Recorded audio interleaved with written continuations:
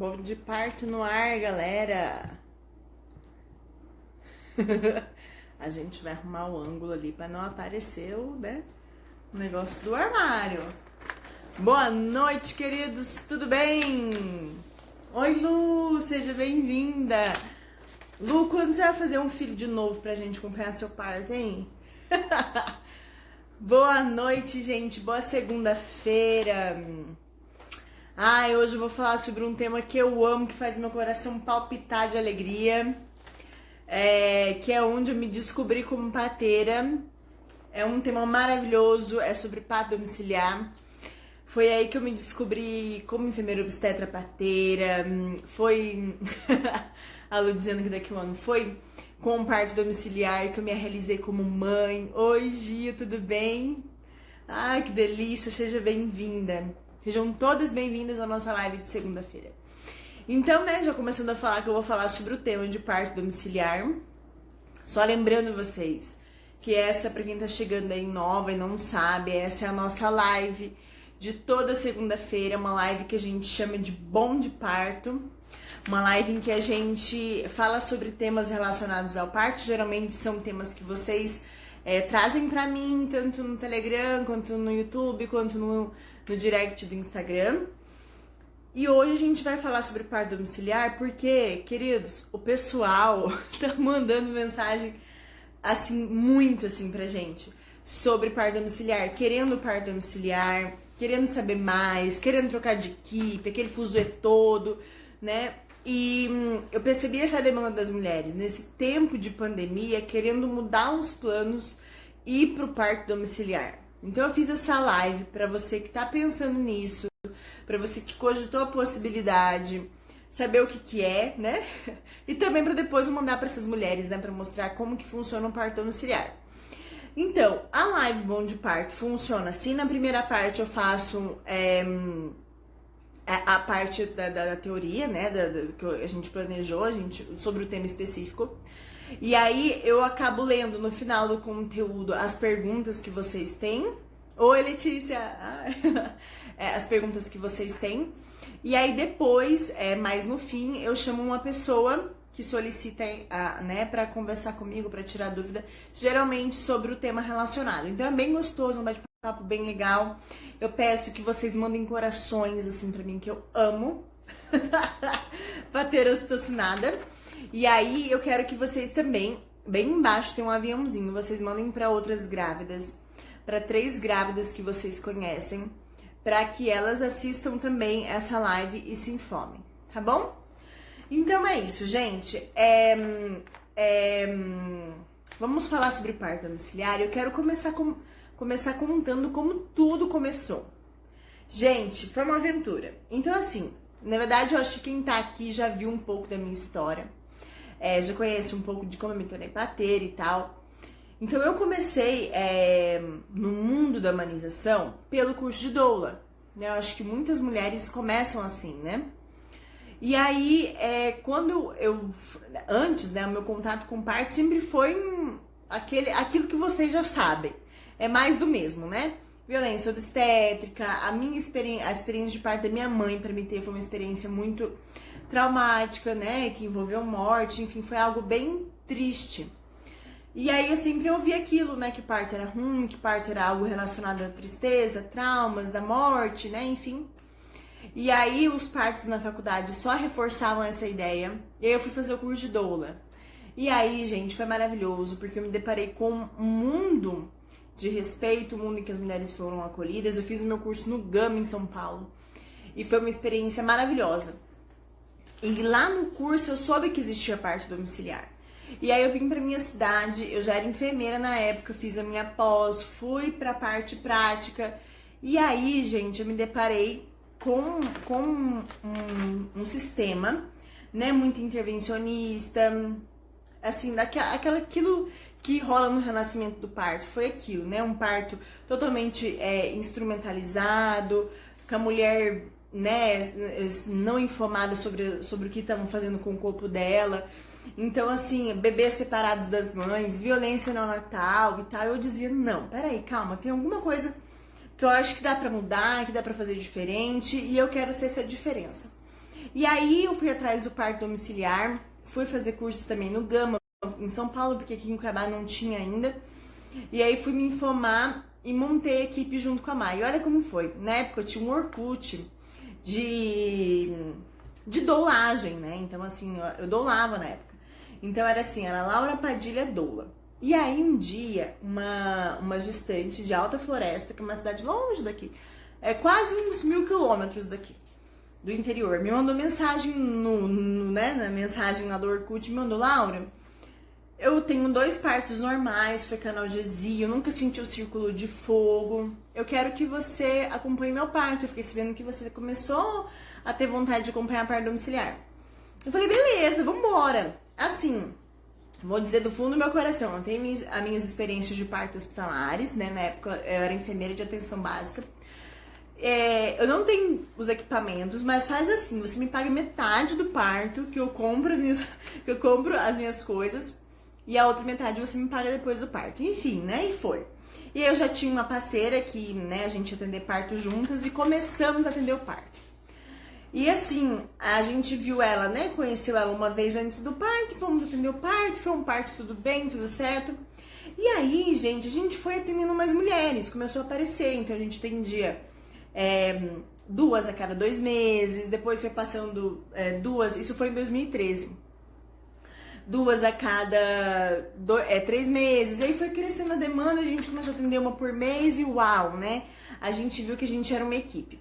Então, de lá pra cá, a gente teve vários formatos. E o que eu quero frisar aqui, para você que quer ter um parto domiciliar por conta da pandemia, é o seguinte: a gente viu que parto domiciliar não é brincadeira. Parto domiciliar não é flores na banheira, não é velas, não é aquela... mas não é só isso, né? Então a gente, a duras penas, né, a gente foi vendo, acompanhando acompanhando emergências, acompanhando urgências, a gente foi vendo que era primordial ter o acompanhamento pré-natal. E não só de uma enfermeira e a outra se encontrar no parto, mas ter o acompanhamento da equipe, de todas as enfermeiras durante todo o pré-natal. E não só a partir das 30 semanas. De ter esse vínculo, de conhecer o pré-natal, de conhecer aquela mulher a fundo. E é o que eu sempre digo no consultório aqui pra vocês também. A gente só ama o que conhece, né? E a gente só conhece as coisas quando a gente dedica tempo. A mesma coisa na relação do profissional com a gestante, com a família que está gestante. Então, quanto antes começar o acompanhamento de parto domiciliar, melhor, porque a gente vai fazer o vínculo, a gente vai conhecer todo aquele histórico. Vocês mesmos, me digam aí, vocês são casadas há não sei quanto tempo, vocês conhecem inteiramente o esposo de vocês, o companheiro de vocês? Não conhece, né? A gente nem mesmo se conhece. Então, assim, quanto mais tempo a gente tem oportunidade de se conhecer, a parteira, né, a enfermeira como a equipe, é melhor. E aí toda a equipe se conhece, né? Então a gente vai ver muitas questões. E aí eu quero trazer para vocês que no parto domiciliar, para você que tá pensando, existe um tripé que nem esse tá aqui na minha frente, né? Um tripé para que o parto domiciliar aconteça de uma forma segura, de uma forma que tanto a mulher quanto o bebê sejam respeitados, estejam seguros, estejam saudáveis. Esse tripé é o seguinte: o primeiro, né, é a informação. Então, assim, durante o pré-natal a gente vai conversar sobre uma série de coisas, vai examinar, é um pré-natal semelhante ao do médico, né? A gente examina a gestante, a gente olha os exames, olha o ultrassom, a gente conversa, mas tem um cunho muito mais, vamos dizer, educativo. A gente vai falar sobre as fases do parto, a gente vai falar sobre anatomia, sobre fisiologia, aquela coisa muito gostosa. E aí, a partir da informação, a gente vai fazer uma coisa: compartilhar responsabilidade. Então, a mulher, mas eu quero muito parto domiciliar, eu quero muito e tal. Primeiro contato que a gente tem com a gestante, quando ela chega, é ler um termo de consentimento livre e esclarecido, que fala sobre isso, que fala sobre os riscos, os motivos de transferência, o que mais de ruim pode acontecer num parto. E como que ela vai pactuar, como que ela vai estar junto, né, com a equipe, quando ela não sabe nada. Então, acho que o primeiro passo é a gente fazer essa informação, esse momento de mostrar o que é o colo do útero, como o bebê faz para nascer, quais são os movimentos, o que a gente pode fazer para facilitar a anatomia, fisiologia. Eu sempre começo mostrando assim uma foto, tem uma revista assim de parto, bem antiga, e nela mostra bem assim como é a placenta, anatomia mesmo. E ali é o grande passo, ali que a gente começa, porque geralmente, eu até lembro esses dias uma gestante falou, Laura, é o seguinte, ela foi na primeira consulta, falou, olha, essa não foi de parto domiciliar, foi de parto hospitalar, que ela tá planejando. Ela falou, Laura, eu quero muito parir e tal, mas esse meu companheiro de agora, ele não gosta assim muito, ele não é muito falante. Eu vou trazer ele aqui, porque eu falo pra trazer, né, o acompanhante que vai estar junto, mas ele não gosta muito e tal, mas mesmo assim eu vou trazer. E aí ele chegou, assim, caladão o tempo todo, encostado, assim, na cadeira. E eu, né, desse meu jeito, lá, conversando pra burro com a mulher e tal. E aí ele pegou sempre me olhando e tal, tava meio assim na defensiva. E aí eu fui mostrando a anatomia, né? Fui mostrando essa revista, onde era a bolsa, onde era o bebê, onde era a placenta. E aí ele foi olhando, aí eu falei, deixa eu mostrar uma coisa pra vocês. A gente sempre acha que o bebê fica dentro da placenta. Mas não, olha só, a placenta fica grudada no útero e aí sai a bolsa. E aí eu vi ele fazendo assim, tipo, meio querendo olhar, sabe? E eu falei, bom, peguei, né? Agora sim, eu vi que ele tá interessado. Né? Então, assim, a gente começa a compartilhar essas informações pra gestante saber o que é uma hemorragia pós-parto, o que é uma reanimação neonatal. Por quê, gente? Eu acho que essa é a ponta, né? A ponta desse tripé, desse triângulo maior de assistência ao parto domiciliar. Por quê? Porque se a gente chegar de transferir essa mulher da casa para o hospital, gente, a maioria das vezes vai cair no sistema. E como diz o Capitão Nascimento, o sistema é foda. Né? O sistema é foda, o sistema não perdoa. Então a gente precisa ter informação para dar segurança para esse casal fazer as escolhas que eles acreditam, que eles se sentem seguros. Então esse é o principal. E aí, gente, como que eu vou compartilhar aquele combo enorme de informação com um casal que chega pra mim com 37, 38 semanas e com aquele casal que eu começo desde o início do pré-natal, conversando, mostrando o que é uma placenta e tal. Então tem muita diferença. Vocês percebem essa diferença da informação? E isso é muito importante. Por quê? No parto domiciliar, a gente vai contramão do sistema. Então, o que acontece geralmente? A gente faz um pré-natal em que a gente vai, colhe os exames e leva o resultado pro médico. O médico dá uma olhadinha e fala, vamos ver agora que é a Emanuele, tá tudo bem com sua gestação, você tá ótima, viu, lindo? Parabéns. E aí você, beleza, tô ótima, né? Quando o pessoal te pergunta, fala, não, eu tô ótima, tá tudo bem, fui no médico, ele falou que eu tô bem. O que acontece? Quando a gente faz um acompanhamento de parto domiciliar é diferente. A gestante senta, Érica, que entrou agora. Érica, tá vendo esse exame aqui? HBsG, esse exame quer dizer hepatite B. E a gente vai explicando, né, as sorologias, vai explicando tudo o que acontece com ela. Por quê? Para ela compartilhar, como eu disse, né, com a gente, ela tem que ter essa responsabilidade. E isso não é só da mulher, é também de quem tá junto com ela, ou companheiro, ou esposo, ou namorado, ou a mãe, ou a amiga. Quem tá junto com ela precisa compartilhar. Eu me lembro de um casal, foi bem no início, a gente foi aprendendo muita coisa, viu, gente? Eu lembro que no início eu não atendia em consultório, sabe? Eu atendia nas padarias, pasmem. Eu atendia nas padarias. E aí, esse casal era de longe, era de outra cidade, e eles vieram, a gente foi conversando. Eu li o termo com o casal. Ela falou assim, olha, eu quero, tal, assinou o termo, daí eu dei pro esposo dela assinar. E o esposo dela falou assim, olha, eu até concordo com essa opção dela, mas eu não assino embaixo. E não assinou. E ali, gente, era pra eu ter percebido. É claro que o tempo da experiência vem trazendo pra gente. Mas ali deu uma sirene, entendeu? De que, tipo, não, esse casal não é pra parto domiciliar. Por quê? Ela queria muito, mas ele não queria. Ele tava ali junto com ela mais ou menos, ele não tava de corpo inteiro. E pra você ter um parto domiciliar, você, o teu esposo, quem tá junto, tem que estar de corpo inteiro, de corpo e alma, querendo, lutando. Não só por causa da transferência, porque o parto domiciliar pode acontecer coisa ruim, igualzinho o parto no hospital. Só que no parto do hospital a gente tem a tutela do sistema, a gente tem a tutela de esse parto tá acontecendo dentro do hospital, né? E no parto domiciliar não. Gente, adivinha o que virou, né? Então eles tiveram um parto domiciliar. Ela teve uma parada de progressão, pasmem, de 14 horas, não é possível. E assim, foi um diagnóstico de desproporção cefalopélvica, porque a gente ainda transferiu ela, ainda tentamos assim, ocitocina, porque o útero tava cansado e tal. E aí, crianças aqui. E aí, gente, ela acabou indo pra cesariana. E aí, quando tava na cesárea, estavam operando ela, e eu junto e o marido junto. O marido só fazia assim, tipo, nossa, não. E ele fazia não. E aí ele virou pra mim e falou assim, devia ter feito uma cesariana lá, não precisava de tudo isso. Então assim, gente, tá vendo? Esse foi o fim, tipo, na hora que veio minha ficha, pum, ponto, pronto. Ele não pactuou, não tava junto com ela e tal. É claro que o fim ia ser parecido isso aqui, né? Então assim, imagine pra mulher passar por tudo aquilo e ouvir do seu esposo, né? Ó, tá vendo? Por que não fez uma cesárea antes, né? Caiu na cesárea.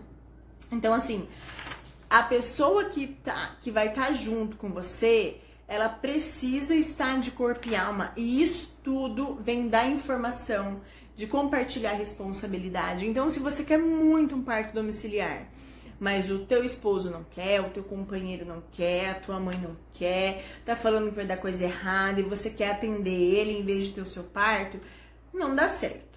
Tá? Esse é um critério, quando eu mando para as gestantes, ó, a gente tem critérios para o parto domiciliar. Esse é um critério. Você tem que estar acompanhada, junto de corpo e alma com outra pessoa. Se você tá, yes, beleza, vamos pro próximo passo. Então, primeira informação e a corresponsabilidade, um compartilhamento de responsabilidade. Você e a sua parteira. A sua parteira tem que ter um material de urgências e emergência, um material para acompanhar um parto de risco habitual. Ela tem que ter experiência para fazer manejo de urgências e emergências, tanto com você quanto com o bebê. Ela tem que ter paciência para acompanhar você e o seu bebê. Ela tem que levar um prontuário para anotações. Ela tem que ter uma comunicação com o sistema de retaguarda. A sua parteira tem que estar ali para te assistir, tá? E você também tem que estudar, você tem que comparecer às consultas de pré-natal, tem que estudar, tem que compartilhar responsabilidade, enfim, tá vendo que cada um tem uma responsabilidade e os dois, os dois, né, o cuidador e a cuidadora, ou cuidador também, que pode ser um enfermeiro obstetra, juntos vão fazer esse cuidado, esse parto acontecer. E a outra coisa, gente, que é importante, lembra que eu falei que é um tripé de critério para ter um parto domiciliar seguro? É que a gestante seja de baixo risco ou risco habitual. O que é isso, Laura? Não sei o que é isso e tal. São muitas coisas. São muitas questões em que a gente avalia na gestante. E voltando, a gente só vai conseguir fazer isso quando a gestante tem um pré-natal, principalmente lá no início, acompanhado pela parteira. Então, tem exames que são necessários, porque assim, aqui no Brasil, não sei em outros países, mas cada médico pede o que acha, né? Tipo, eu vou pedir isso aqui porque eu acho legal, vou pedir vitamina D, vou pedir não sei o quê. Pega uma pedição de coisa. Então, assim, o Ministério da Saúde tem as diretrizes que mostram que tem que pedir tais exames, que aqueles exames são necessários para que o bebê... para mostrar, né, como que está a saúde da mãe e isso vai refletindo na saúde do bebê. A gente fala um por um desses exames do nosso curso Pare Feliz. A gente fala um por um. Qual que é a importância de fazer cada exame? E aí a gente vai olhar isso, vai olhar a ultrassom, vai olhar, fazer exame físico, vai consultar as queixas. E aí, gente, existe uma questão no baixo risco. Então, por exemplo, problemas de diabetes, a Carolina tá dizendo aqui, diabetes gestacional, pressão alta, 2 cesarianas prévias, problemas de tireoide mal controlado, tudo isso não é risco habitual. Um bebê, por exemplo, que o normal é ficar de cabecinha para baixo, né, cefálico, tá de bundinha, não é risco habitual, é alto risco. Um parto que precisa de indução, que precisa de miso, que precisa de ocitocina, é um parto de risco habitual? Não é um parto de alto risco. Então, o parto domiciliar é um parto de baixo risco. E como que eu vou saber isso, Laura? Como que eu vou saber? Meu parto pode começar de baixo risco e ir para alto risco? Pode. Então, eu vou saber isso só em consulta. Então, eu falo assim, gente, quando o casal começa o pré-natal, né? Vocês têm uma escada, uma longa escada para vocês subirem. O topo é o parto domiciliar. Então, cada pré-natal, cada consulta que vocês vão fazendo é um degrauzinho que você sobe. Então, primeiro trimestre, colheu o exame de primeiro trimestre, a gente vai para o segundo. Aí a gente vai e colhe um teste de tolerância. Deu ok, você deu mais um passo.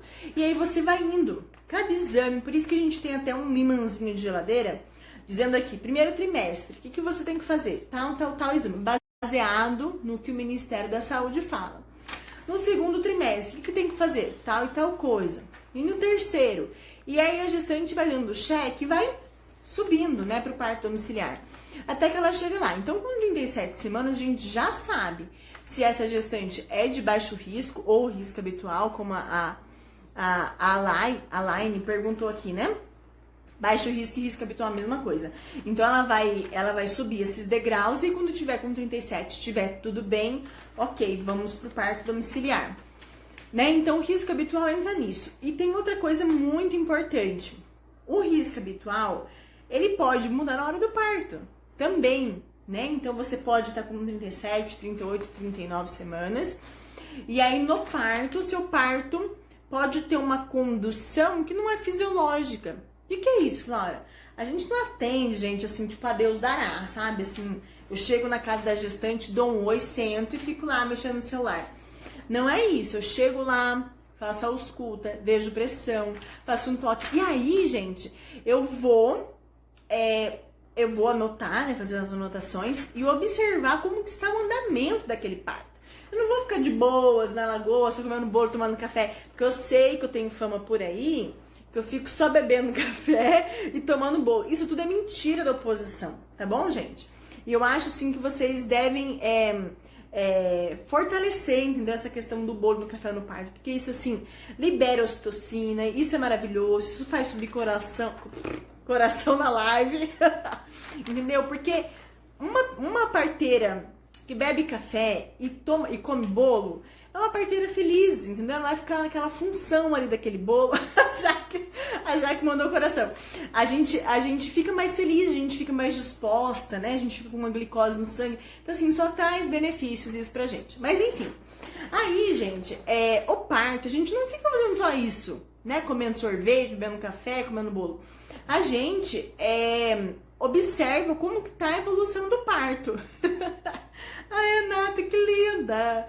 Então, a gente come e bebe bastante. Só que daí, no parto a gente não faz só isso, né? Então a gente assiste a parturiente, a gente faz massagem, a gente monitora o bem-estar da mãe e do bebê, né? E aí pode ser que durante o trabalho de parto, o parto não fica fisiológico, né? Estoura a bolsa e tem um mecônio, o batimento do bebê não fica legal, ou fica que nem essa que eu contei a história. 14 horas expulsivo. É normal falar 14 horas expulsivo, gente? Não é. Então, assim, quando eu lembro que nesse parto, olha só, foi nos primeiros, né? Vou falar tudo desse parto.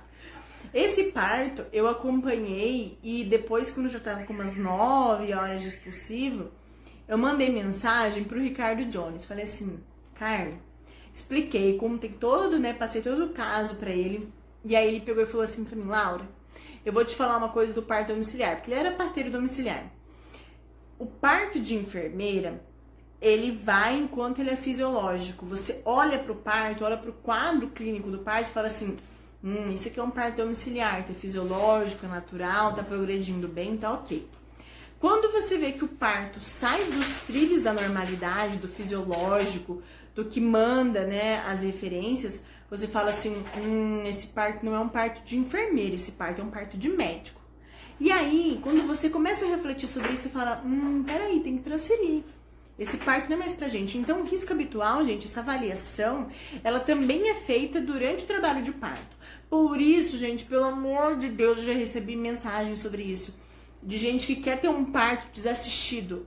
Desaconselho, não, não, não. Porque o parto pode estar maravilhoso, maravilhindo, indo bem, é romântico, é maravilhoso, é gostoso, é.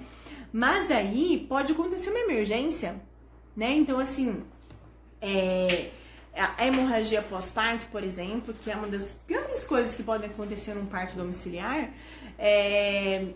ela acontece em 20% das mulheres que estão em trabalho de parto, que vão parir.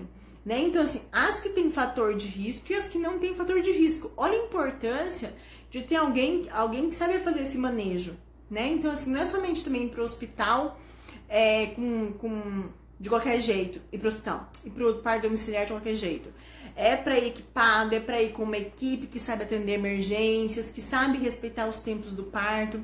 Então aqui a gente falou, né, desse tripé. O primeiro é a informação, né, que vai levar à corresponsabilidade. O outro a gente falou sobre o pré-natal, que tem que ser de risco habitual. E o outro, gente, eu acho que é o grande problema, vamos dizer assim, que deixa o nosso tripé meio falhado, assim. Quando você tem um tripé, assim, que nem o meu que tá segurando o celular agora, e um lado ele não tá fixo, ele fica caindo e cai todo o parto, né? Cai todo o tripé. Então a gente precisa desse tripé pro parto acontecer lá em cima, né? De uma forma perfeita, de uma forma segura, de uma forma saudável. E aí esse terceiro, né? Essa outra parte do tripé é a retaguarda médica.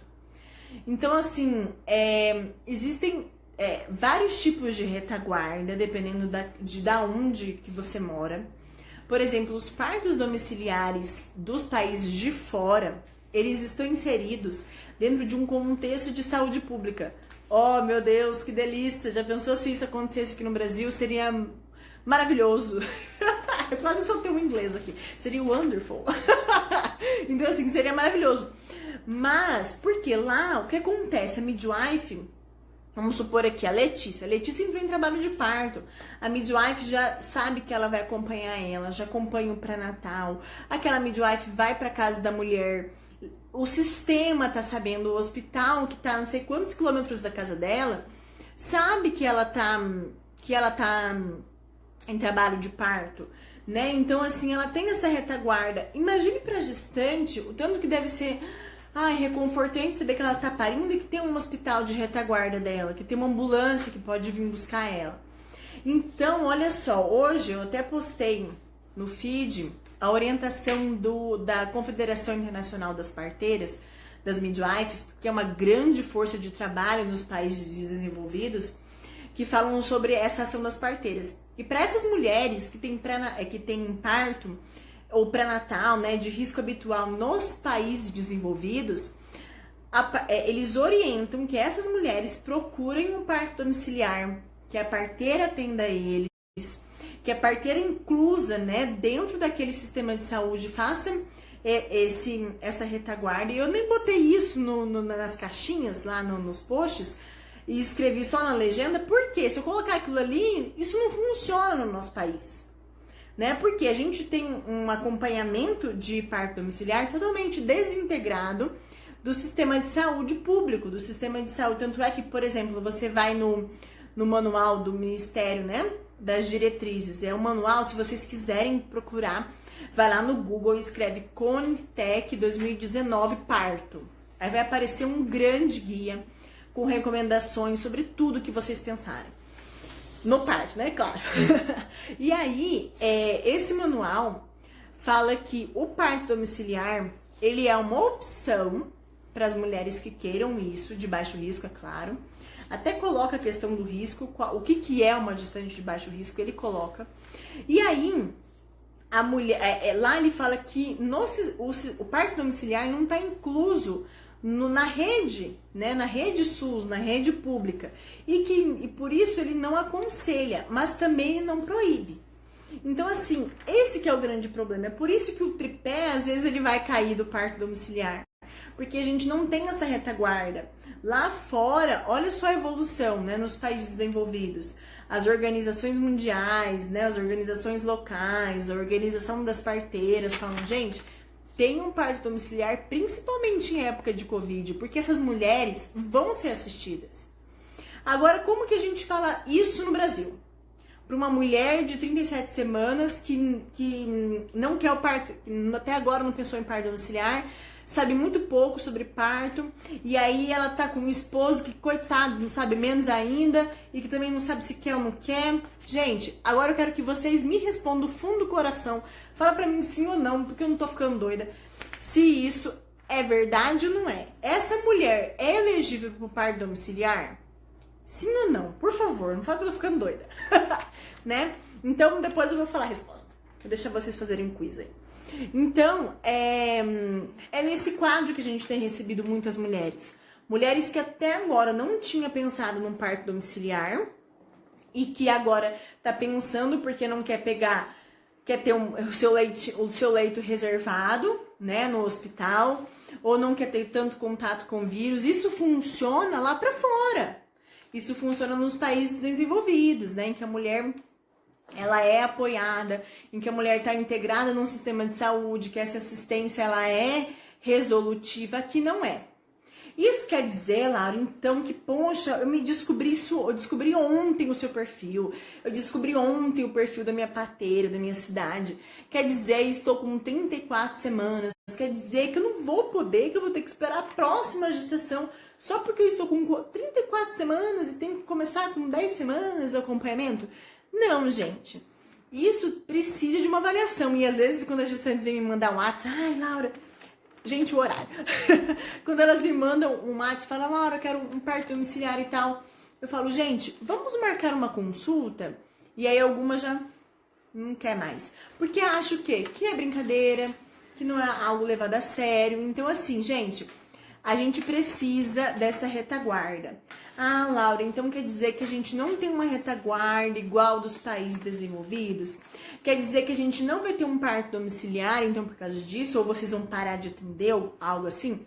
Claro que não, gente. A gente trabalha com o que a gente tem, né, queridos? Então, assim, não dá pra gente, esperar, né, o SUS começar a atender retaguarda de parto domiciliar pra gente começar a atender, né? Então, o que vai acontecer?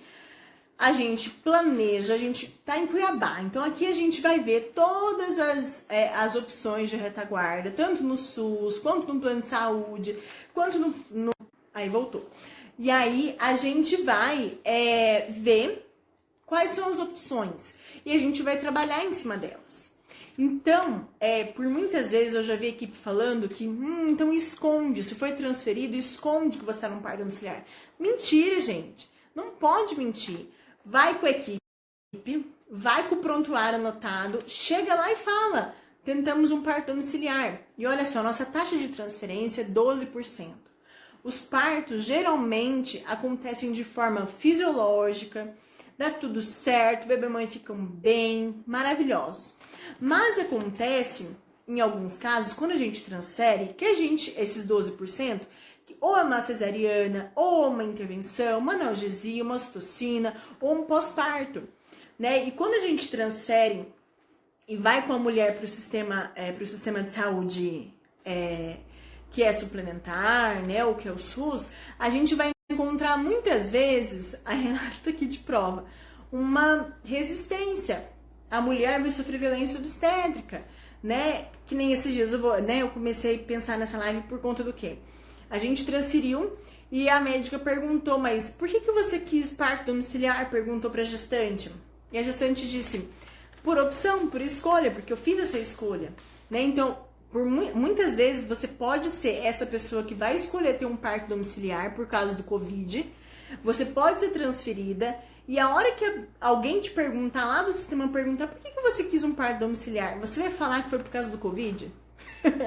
Entendeu? Essa é a razão para você ter um parto domiciliar. Então, assim, tem que ser muito mais. Eu acho, assim, que a gestante que quer ter um parto domiciliar, ela tá com isso mais ou menos no coração dela desde o início da gestação. E só vai aflorando. Aí, algumas que conhecem que existe essa possibilidade no meio da gestação é diferente, né? Então, assim, essa questão da retaguarda, ela é importante. Eu só asseguro para a mulher que ela vai ter uma continuidade da assistência, um parto seguro, se ela tiver uma retaguarda que conheça ela do pré-natal, conheça os exames dela, saiba que ela vai parir. A hora que ela entra em trabalho de parto, a gente liga pro backup e fala, olha, fulano, Larissa tá em trabalho de parto. E ele já fica ali perto do hospital. É importante que esse hospital seja perto da casa, no mínimo, ali, no máximo, um intervalo de 30 minutos de carro, né? Então, isso é importante, tá bom, gente? Esses três é um tripé, né? A informação com a corresponsabilidade, o risco habitual, que é importante, e o backup, essa retaguarda médica. Então, gente, eu quero que vocês... Deixa eu até arrumar meu cabelo aqui, por favor, que agora presta atenção. Eu quero que vocês façam um print dessa live, se for importante para vocês. Eu quero que vocês coloquem o que vocês aprenderam. Podem até desenhar um triângulozinho assim, ó, sobre o que vocês aprenderam, né, sobre o parto domiciliar, o que é importante para uma mulher parir, para ver se realmente a Bom de Parto é útil para vocês, se vocês querem que a Bom de Parto continue, que é toda segunda-feira. Eu quero que vocês façam isso pra gente crescer, pra gente ver se realmente isso é um serviço que vai dar certo pro parto de vocês. E agora, quem tiver dúvida pode ir falando aí pra mim, pode ir mandando, porque é a hora dos comentários, a hora de responder perguntas. Ai, gente, quase que é o tripé. Então, assim, não esquece de printar, tá, gente? Por favor. Printa e marca a página. Printa e marca a página, o suporte tá falando aqui. E aí, gente, é isso. É importante ter esse acompanhamento. O parto domiciliar, muitas vezes, ele vai acontecer de forma fisiológica, vai dar tudo certo. É uma experiência maravilhosa. Ontem eu fiquei olhando as fotos do meu parto domiciliar, do último, e foi tão gostoso. Eu fiquei pensando, é tão bom, né? Depois do pós-parto, a gente parir e ir pra cama da gente, tomar canja da mãe da gente, sem ter aquela apurrinhação, né, de perguntação, de mas qual que é o seu CEP? Qual que é a rua que você mora? Ou dormir em cama dura de hospital. A gente dorme na nossa cama, com a nossa família, os filhos participam. E isso é muito gostoso, isso é muito bom, né, pra família, como uma experiência feminina muito gostosa. E aí, quem quiser também conversar comigo, a gente tem 15 minutos, né? Pode entrar aqui na live, solicita embaixo aí pra mim. Aqui já tem solicitação já. Pra gente conversar sobre isso, né? Sobre parto domiciliar, sobre a experiência de vocês. Vai ser muito bacana a gente falar sobre isso. A Ana tá falando aqui, é só agradecer a pessoa maravilhosa que você é e a importância que você teve pra mim. Ah, que linda! Gente, é assim, o parto domiciliar é algo tão diferente, assim, porque a gente acaba tendo, não só domiciliar, né? Porque a gente acompanha o hospitalar também. E aí, a gente acaba tendo vínculo com as pessoas. A gente, no final do ano, a gente faz uma festinha que chama Bem-Nascidos, e a gente reúne todo mundo no jardim da minha casa, e é gostoso demais, e a gente come, a gente bebe, a gente festeja e celebra os nascimentos, né? Então, não é só uma experiência de que a pessoa vai lá, me paga, acompanha o parto dela e depois tchau e benção, né? A gente se vê no outro parto. Não é isso, e a Fernanda é uma testemunha disso, né? A Letícia tá falando que ela fica atendendo em casa até a fase ativa. Normalmente ela chega com 8 ou 9 centímetros. Isso. O acompanhamento hospitalar que a gente faz é basicamente isso também. A Carolina disse que era isso que eu queria, Laura. Como não posso, graças a Deus pelo seu conteúdo, está abrindo meus olhos. Ai, que bom, Carol. Que bom que isso foi útil pra você. Tá bom? A Letícia dizendo, principalmente agora no Covid, sim. A orientação, gente, para as mulheres que têm... que na época do Covid, e para as que têm Covid também, né, ou sintoma gripal, é chegar no hospital na fase ativa, tá? A partir dos 6 centímetros. A Paola tá perguntando se é muito perigoso ter um parto domiciliar somente com a parteira. Não é que é muito perigoso, Paola, é que assim, é importante que tenha uma parteira que vai cuidar do bebê e outra da mãe. Às vezes pode acontecer uma emergência com os dois, já pensou? E aí, como que vai ser o atendimento, né? Então, assim, é importante que tenha, por exemplo, o bebê precisa de ajuda para respirar e a mãe com hemorragia. Imagine uma parteira só, né? Então, são duas, porque cada uma já tem uma responsabilidade específica. A Giovana tá dizendo, não tem a ver com o tema, mas preciso da sua opinião. Quem trabalha no interior e fica a 1 hora do hospital mais próximo, dá para assistir um parto na casa de parto? 1 hora. Então, assim, 1 hora, gente, dependendo de como é esse trajeto, é muito tempo. Então, o que a gente orienta, né? Às vezes, se é primípara, por exemplo, e começou a sentir um pródromos ou uma fase latente bem inicial, por isso que é importante saber as fases do trabalho de parto. Tem isso no nosso grupo do Telegram, tá bom? Tem as fases certinho, mandei áudio, tá muito gostoso pra ouvir. Vocês ouvirem minha voz por 10 minutos, já pensou? Que delícia! E aí eu falo sobre as fases do trabalho de parto. Então, você reconheceu, tô na fase latente? Dá, 1 hora dá pra chegar até lá, né? Mas, por exemplo, é uma multípara, não vai dar, não vai dar tempo, tá na fase ativa, a gente sabe que multíparas vão ter mais ou menos um parto mais rápido. Aí você já começou a sentir o pródromos, já vai para o hospital, para essa cidade, né? Então, essa questão do bom senso de avaliar. Por isso é importante fazer o plano de parto, para você ver como vai ser a sua realidade, né? A Carol tá dizendo, como ficar o máximo possível em casa? Usar o mínimo do hospital. Como ficar o máximo possível em casa? Então, depende. Se você tem um acompanhamento de uma enfermeira, de uma doula, elas são craques nisso, em avaliar como que tá a progressão. Mas a gente está fazendo uma série de posts aí falando de como avaliar a progressão do parto sem fazer toque, né? Então, dependendo dos comportamentos que a mulher faz, a gente vê que esse parto tá mais evoluído ou não, tá bom? Obrigada, Larissa.